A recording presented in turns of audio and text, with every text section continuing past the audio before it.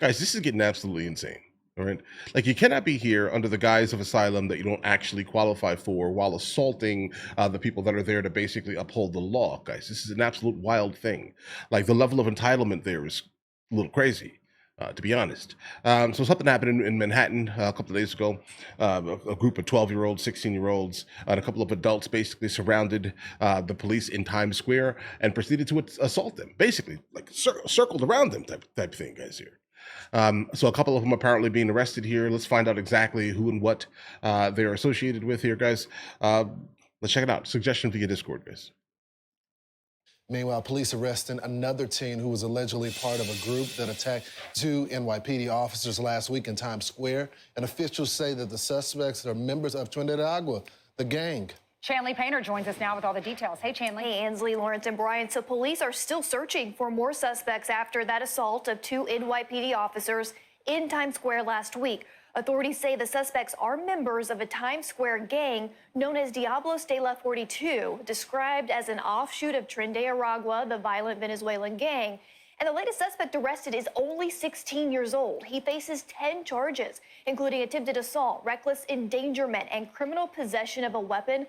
Police say the first 5 suspects arrested were all illegal migrants from Venezuela, all repeat offenders that were listed in the city's gang database. 3 others are still being sought. Brad, if you know that they're here not legally and they're committing crimes, why would you just release them out to allow them to do something again here, guys? Like, why would that be a thing? Like, don't get me wrong here. I fully understand the concept of dollar bills that seem to proliferate in Manhattan and other sanctuary cities. I get that, right? I'm not standing up for that, obviously, right? But why would you release them? It just doesn't make any sense. Like, how are they quantifying this? Like, how are they making it make sense? How are they measuring it? What's the metric? Like, how much damage to the American population do they need to do before you say, you know what, hold on. Maybe it's time for you to leave. How much? Police releasing these photos Repeat offender. asking for the public's help in apprehending the suspects. And investigators say the migrant youth gang confronted their victims in the heart of Times Square last Friday. Migrant then youth surrounded gang. them in a, quote, wolf pack style robbery. Police releasing this new body cam video of the attack showing the migrant crew throwing makeshift weapons at the officers who were attempting to break up the robbery. Thankfully, none of them were seriously injured, the officers, that is.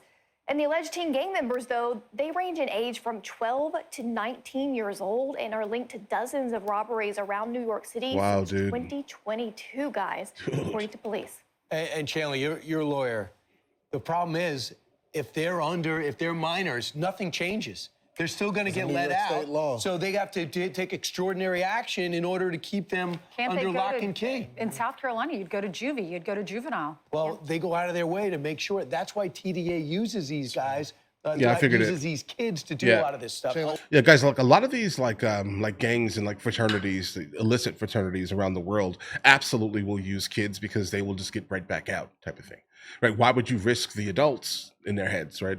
If we can risk a kid, and it could, because they're going to be super lenient on the child, right? That's why they use child soldiers and things like that, guys. It's an interesting thing. Oh, as well as recruiting. I'm just curious. Not a good Brian's thing. point, because he's talking about the state of New York has these laws.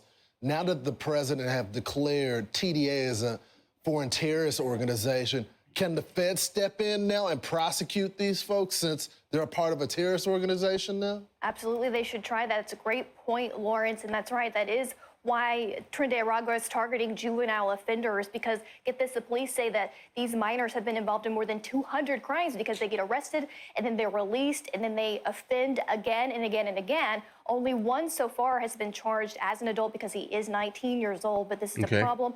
And the mayor's now stepping in. They're going to start cracking down on this activity, guys. Unbelievable. I mean, you should have been cracking down on that activity from the beginning.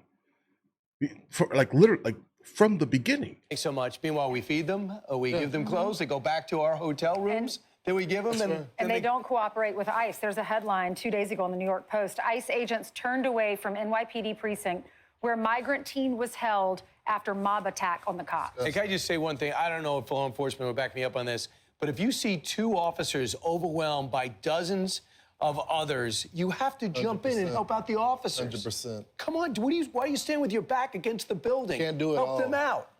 An officer definitely would appreciate The it in a time problem like is that. people are scared to step in because of what's happened to Daniel Penny and others who have tried to step in and do the right thing. Right.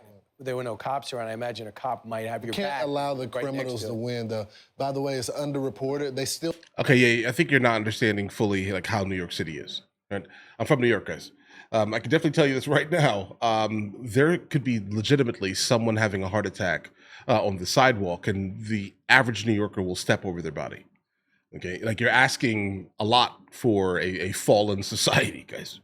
You're asking a whole lot. I'm glad I left New York. I think my life has been better, truthfully, since I've been gone from New York. Absolutely, right? But you're asking a fallen society to step up and do something that's admirable and society and community based. They're not going to do that, bro. Like under no circumstance are they going to sit here and be like, "I'm gonna go ahead and help the cop." Why would they do that? Like I understand what's right and just, right? But these are the same people that would step over someone having a heart attack on the middle of the street, on the sidewalk, guys. Yep, they walk, they step over homeless people sleeping on the corners, guys. Yep, they sure do. still are having to do construction for these hotels that they completely destroyed. They're having to gut everything out of it because they just trashed all of these buildings. And remember, Brian, they were complaining because they didn't like the food that our taxpayers were paying for them. So then we gave them money cards to go shopping for food. It was an experiment. And keep in mind, the hotel owners don't feel bad for them. They got max making a lot of money. Right, got max money for those hotel rooms. That's why they said, okay, bring in your illegals. That's right. Take it over. We'll do their sheets. Disgusting. Okay, guys. They're kind of going off topic. What's interesting about the statement that he made here towards the end, referring to Lawrence here, guys, you're referring to a different standard of living. Like if you've traveled the world like a good amount, you understand that people live massively differently everywhere. Has nothing to do with like, well, sometimes it has something to do with class a little bit, right? But it has more to do with the standard of living. If you go to like Caracas specifically in Venezuela, you'll start to realize instantly that the standard of living is massively different. Houses are still obviously, moderately clean there, guys, right? But they live differently. All right, nothing to do with anything but just overall culture. And again, I've experienced the world in a way that I wish more people would have, guys. Absolutely, I've been to over 140 countries here, so I just trust me when I say people live differently around the world in all different places. So if you bring someone from a third, fourth, fifth world country, etc., to the heart of Manhattan into a 4-star hotel, what are you expecting here? You're expecting too much, I think, personally, right? I'm just gonna be honest here. You're expecting too much. Now, guys, I want you to understand this fully. I have no issue at all with the concept of immigration. I just don't like the concept of like specifically going against the legality of it. Let's say, right? I understand the United States of America is nearly impossible to get into, specifically if you're not from another like uber rich, wealthy country, guys. I'm just gonna be completely honest here, right? I've immigrated into multiple countries. The south of Spain specifically, well, Spain and South Korea, right? And Spain, I think, cost me out of pocket maybe, bro, 150 to 200 euros. That's about maybe $240, something high average, okay? That was easily the average, I would say, of what it would cost. But here in the United States of America, I married a woman in Spain. She's from Spain. So we come back and forth. So we had to absolutely immigrate her into the United States of America. And I'll tell you right now, lawyer fees alone were like maybe $5,000 to $7,000, right? Along with my son, we had to immigrate also, right? So just understand, I get it. If you're not from a country that makes money kind of hand over fist, coming into the United States of America is not something that's going to be moderately plausible, let's say, for the average person, knowing that the immigration fee in itself would cost probably more than some countries make yearly, guys. Right? And that's the reason. That's the draw. The draw is that, and also their currency in their country most likely is backed off the U.S. dollar. We have the U.S. dollar. We are the United States of America, right? So what do? They come here for the U.S. dollar, then send it back to their country as some type of remittance. And you can basically tell by looking at all these countries' GDPs when they do actually kind of talk about, let's say, remittance on the GDP, you know exactly what's happening here, guys. People are coming to this country for the sole purpose of economic migrancy. I understand it's to the benefit of their family, but guys, it's illegal, right? You can't just come through the southern border. Like there has to be some type of law and order in this context here, guys. Right? Just my opinion. I could be crazy. That's one too. I could be crazy. I could be. Either way, listen, guys, let me know in the comments what you guys think. You guys all have an absolutely amazing day. If you guys are new here, please like and subscribe, guys.